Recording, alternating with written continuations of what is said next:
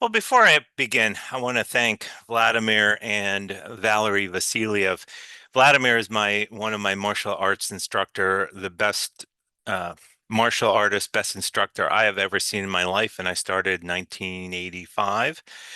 There was an opportunity to do a presentation, and I was one of four people invited that did it. It went very well. I am so grateful.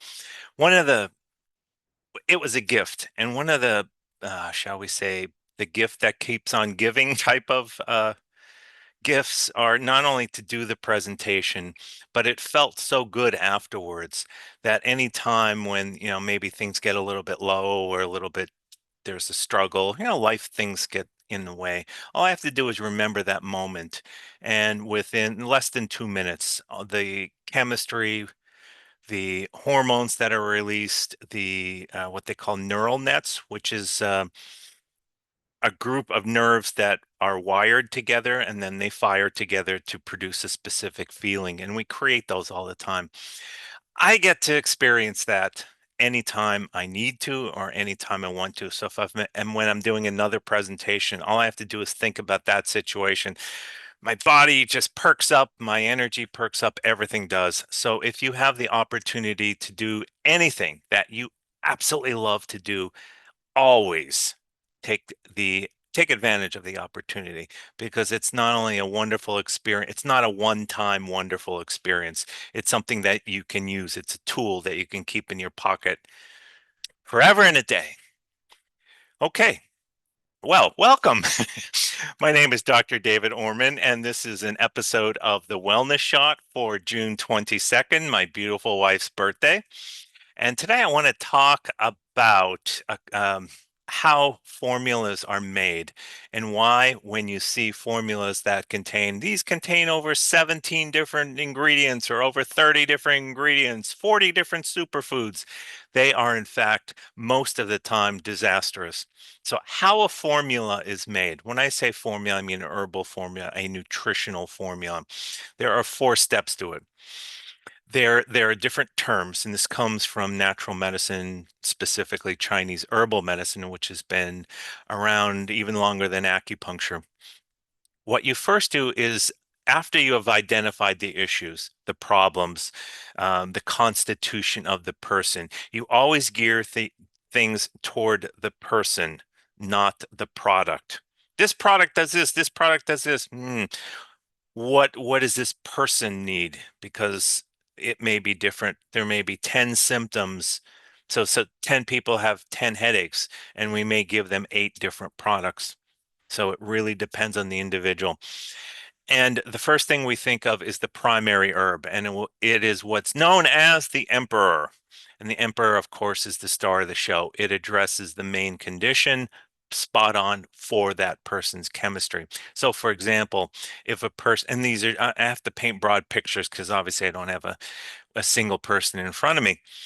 But if a person is lacking energy, or they're having a difficult time sleeping, and they feel a little depressed or a little subdued, and their memory is an issue, the first thing that I would think of is a particular type of ginseng. So if a person gets really, really, I'm always hot, I mean, I go into any room and I'm sweating, then Siberian ginseng would be the thing. But if it's exactly the opposite, I'm in Florida and I'm always cold, then Chinese ginseng or renshen would be the star of the show. And then we would look at the second level, which are called the minister herbs, and they help support the emperor herb. They also address any type of secondary issue. So again, very pinpoint purpose. Thirdly, there's what's known as in Chinese, it is Zhuo, Z-U-O, if I spelled it correctly, and it translates as assistant or support, and that basically enhances the effectiveness of all of the substances that are in there. And if there are any potential side effects, it helps to reduce or eliminate it. And it basically balances herbs. There sometimes we need to use very harsh or very strong herbs, and this takes the edge off. And last but not least is the envoy herb. Sometimes it's called the meridian magnet, which is so if there is an issue with, say, the bladder, there's a specific herb that will take the um, energy, the chemistry, the healing product of the herbs and bring it to that meridian or that particular organ. So it tells it where to go. It's the GPS, so to speak, of herbal medicine. And that's how you design it. It's very um, hierarchical. In other words, it looks like a pyramid. The star of the show is on top, the emperor, and then the minister, or sometimes that is called the Chen, is the supportive element, which helps to make the minister give it the greatest opportunity to work the best, and it addresses secondary issues. Thirdly, if there's any harshness, any type of side effect, it helps to reduce or eliminate it.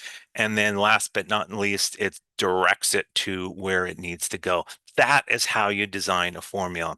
But there are some that I look at and it has, these have the most, these are the 15 most popular superfoods or the 30 most popular immune boosting. That's a disaster waiting to happen. It is the exact opposite of how a formula needs to be designed. All it is somebody looked up what are the top 20 or what are the top 15 XYZ herbs, boosting herbs, weight loss herbs, and stuffed them all into a powder, a liquid, what have you. By doing so, there are at least four major issues. Number one, the main ingredients. And a lot of times, all of the ingredients are much too low to have any type of meaningful benefits. So, for example, if we included, say, potassium, the recommended daily dosage of potassium is 99 milligrams. Most of the time, it's 2 or 3 times higher than that, particularly in hot, humid weather. But a lot of times, you'll see 15 or 20 milligrams. That's nothing. It does virtually nothing for the system. Secondly, it increases the risk of interaction. When you have herbs that flush and you have herbs that elevate the energy, you get a stuckness. When you have herbs or substances that are cooling in nature and substances that are warming in nature, they'll cancel each other out. When you have substances that are, say, a substance such as charcoal, activated charcoal, it acts like a sponge, or calcium, and a lot of times acts like a sponge. In other words, it will absorb anything that is in the system. So you're taking something that absorbs the other substances. So you can see how that would be a major issue. The third issue, what I would call, would be hard to identify problems. So if you experience any type of side effect or even benefit, you don't know what, if, or is it this particular substance that is the issue? Is it these three? Are it, is it, if it's a side effect, is it the one product or is it the interaction between the 14 of them? Impossible to identify. So it becomes extremely difficult to identify what is working. Is it a combination of, or what is the side effect? Is it a single, or is it interaction between 20 of them? Last but not least, you have what's known as competing actions. So you have a door and you have a lock in the door, and you go to grab your key and you put the key in. One key, one lock. A lot of times there are substances which will compete for that particular lock. Amino acids are famous for doing that. L-glutamine and L-glutathione often will compete for the same it'll compete as it travels across the synaptic gap and into the keyhole, so to speak. When that occurs, a lot of times a portion of one and a portion of the other get in, or else they'll neutralize each other. So you have that clashing action. So number one, you have underdosing. Number two, you have that increase of interaction, or risk of interaction, I should say. Third, you don't know what's working or you don't know what's a problem. And fourth, you have the competing action, which often neutralizes the whole thing.